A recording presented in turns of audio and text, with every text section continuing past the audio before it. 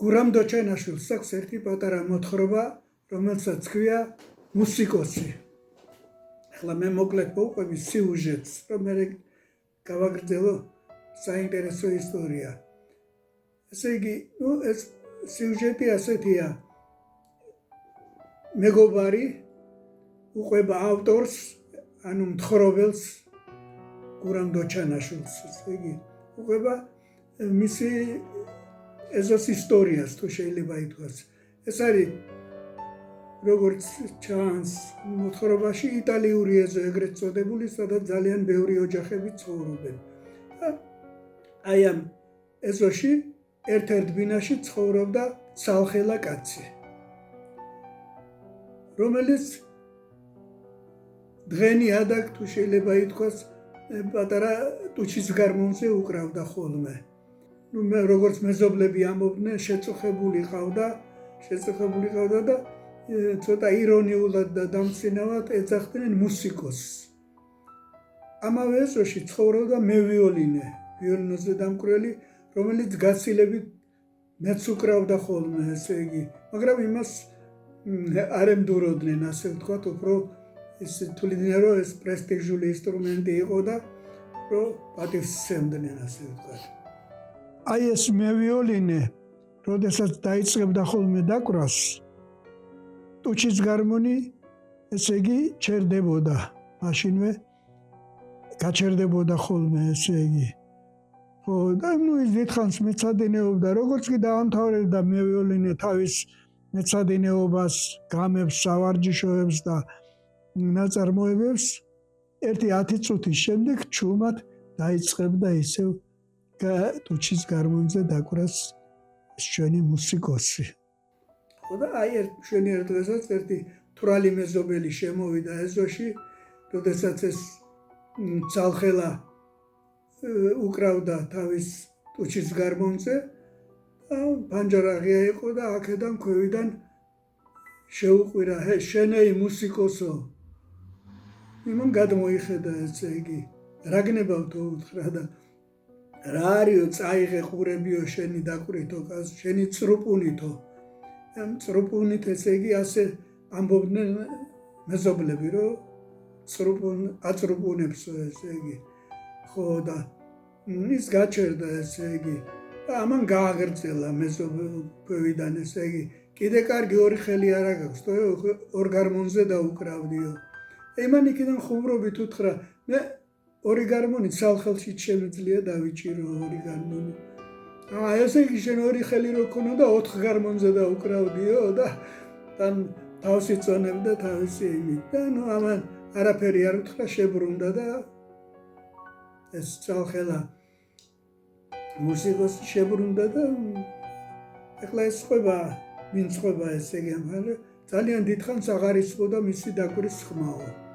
და რამდენიმე საათი რო გავიდა, ავედი მეო, მიუკაკუნეო და შევედი ოთახშიო, ჩამოვჯექიო და უთხარიო, რომ თუ შეიძლება დაუკარითო. იმან გაკვირებულმა შემომხედაო და მითხრა, რომ მე არ მეგონაო, რომ ხელს უშლიდი ვისպես ჩემი დაკვრითო. ხო და გაჩერდაო და მე გააგრძელაო, რომ მე ძალიან მიყვარს მუსიკაო. არა, მე ის მუსიკა კი არ მიყვარს, რომელსაც უსმენენო. ანუ სხვების დენოს მე მიყვარს მე რო უკრავ მუსიკასო, ანუ მე რო ხაზაო, ეს ჩემ გარმონზეო და ეს ერთადერთი ინსტრუმენტიაო, ტუჩის გარმონიო, რომელზედაც ცალხელაკაც შეუძლია დაუკრასო. და მე რო ორი ხელი მქონო და უეჭველად ვიოლინოზე დაუკრავდიო. და მე აიღო თავის ტუჩის გარმონი და დაუკრა ძალიან ნაღვლიანი მელოდიები, რამე ავტორი წერს, რომ მე ღამე მოვდიოდი სახლშიო და ეხლა მე როგორ თავდება მოთხრობა, მე გამახსენდა მუსიკოსიო და რატომღაც შემშურდა მისიო. ალბათ იმიტომ, რომ მე არ უკრავ არც ერთ ინსტრუმენტზეო. და აი ამ ფრაზამ მე გადამიყვანა შორეულ მოგონებაში, გამახსენდა 1961 წელი, მე 4 კურსის სტუდენტი ვარ მე კონსერვატორიის და ვახტანგ ფალიაშვილმა წამიყვანა უნივერსიტეტში. მაშინ მან დაიწყო იქ უნივერსიტეტის სიმფონიურ ორკესტრში მიიწვიეს დირიჟორად და მან იცოდა რომ მაინტერესებდა ეს დირიჟორობა, ორკესტრის დირიჟორობა და წამიყვანა და მითხრა რომ მეო დაკავებული ვარ ძალიანო და ალბათ ხშირად შენ მოგიხდებაო ორკესტრთან მუშაობა. რა თქმა უნდა მე გავიხარე ამაზე დიდი სიხარული რა უნდა ყოფილიყო და მართლაც სადღაც ოქტომბრის დასაწყისში ასე იგი მივედი და დავიწყე მუშაობა. მე ვატარებდი, ვახტანგი ვერ დადიოდა ხოლმე, კვირაში ერთხელ ან ორჯერ იყო ორკესტრის მეცადინეობა და ამ 1-3 მეცადინეობის შემდეგ ორკესტრში რომ მივედი სამუშაოდ, შეამჩნიე რომ პირველ ვიოლინოებში იჯდა ახალი სტუდენტი, რომელიც პირველად ავნახე მე. ხო და რომ ვიმეცადინეთ რაღაცა და შესვენებაზე მოვიდა და მითხრა მაესტრო მე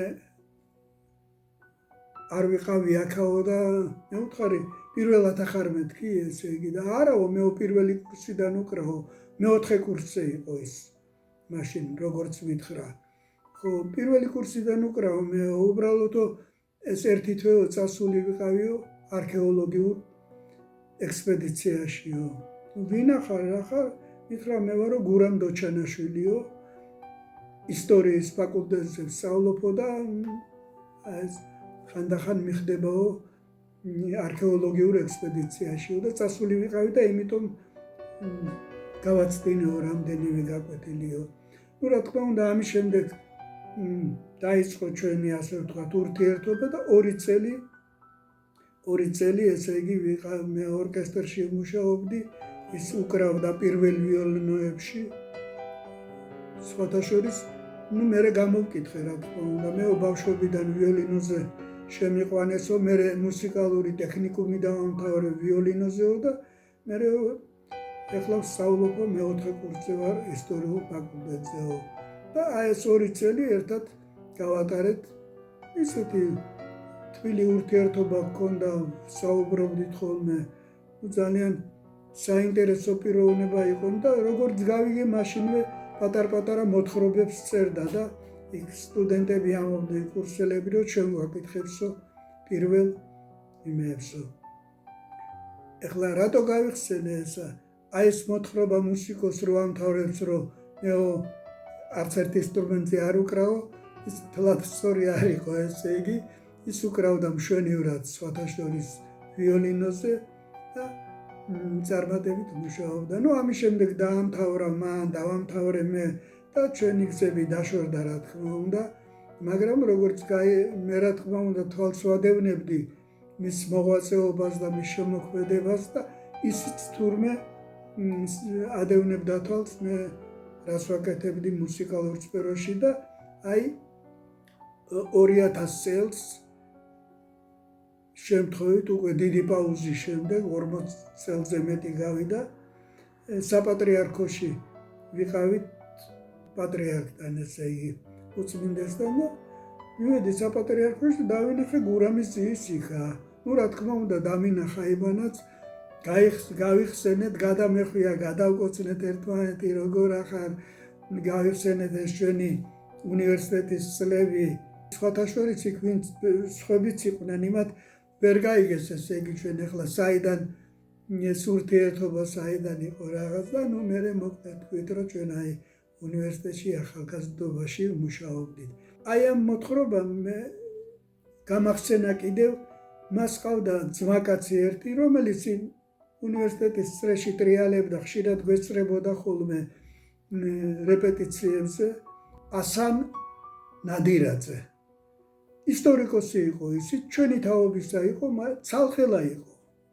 მე არ ვიცი არ მახსოვს ახლა რატომ არ ქონდა ეს, მაგრამ ძალიან ესეთი ლამაზი შესახედაობის ახოვანი ბიჭი იყო მაშინ ესე იგი ძალიან სიმპათიური და ძალიან კარგი თამადა.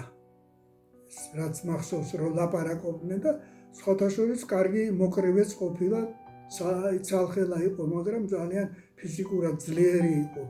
და აი გურამი მასთან მეგობრობდა და გურამისაც უყვარდა ქართული სუფრა და ესა და ეთქობა ეს ახლა მე სულ მაშინ აბა რა ვიცოდი და ეხლა ვფიქრობ აი ეს ცალხელა ასანა ასე ეძახდნენ ცალხელა ასანა ხო არ იყო რაღაც პროტოტიპი აი ამ ცალხელა მუსიკოსის თუმცა ასან ნადირაძეს მუსიკასთან კავშირი არ ქონია მაგრამ კარგი ისტორიკოსი იყო ძალიან აი ესეთი გახსენება მინდოდა დღეს გურამ დოჩანაშვილის რომელთანაც პატარა ეპიზოდები მაკავშირებს მან უდიდესი წვლილი შეიტანა თანამედროვე ქართულ ლიტერატურაში რა თქმა უნდა სხვადასხვა რომ გარდაიცვალა მისი პანთეონში დასაფლავება უნდოდათ მაგრამ ძოლმა მეუღლემ თქვა რომ ესე იგი მან დაიბარა რომ